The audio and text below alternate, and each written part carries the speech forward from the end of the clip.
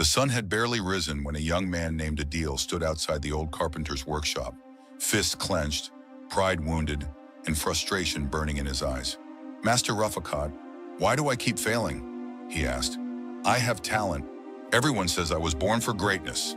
The old man, white-bearded and bent from years of labor, didn't respond. He simply turned and walked inside, gesturing for Adil to follow. Inside the workshop, the air smelled of wood, time, and wisdom. Rafakat picked up a rusty hammer and a delicate feather and placed both on the old wooden table. "Tell me, Adil," he said in a calm voice, "which of these built this workshop?" Adil frowned. "The hammer, obviously." Rafakat smiled, a twinkle of understanding in his tired eyes.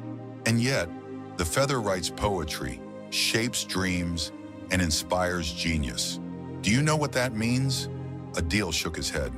"When I was your age," Rafakat began, slowly carving into a block of wood, "I thought talent alone would carry me. I was proud, quick to speak, slow to learn. I wanted to be a master overnight, but no one called me master. Not after 1 year, not after 5. Adil leaned forward. "So what changed?" "One rainy night, I saw an old craftsman sharpening his blade long after sunset. I asked him why he worked so late. He said, 'Because talent shines, but hard work sharpens it.' That was the moment I stopped making excuses and started making progress." Rafakat pointed toward a beautifully carved wooden chair resting in the corner of the room. "That chair took 7 months to complete. People see the art and praise my talent, but they don't see the cuts on my hands, the broken nails, or the nights I cried out of frustration." Adil looked down at his hands, smooth, unscarred.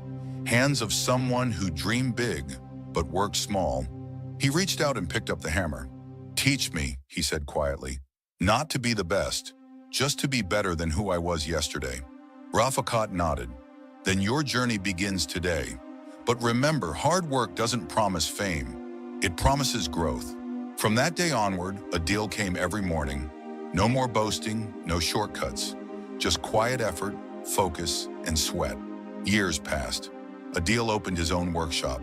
People traveled from distant cities to admire his craft. One day, a young boy stood at his door, eyes wide with wonder. "Sir," the boy asked, "were you born with this talent?" Adil smiled gently. "No," he replied. "I was born with a hammer in my hand and an old man's wisdom in my heart."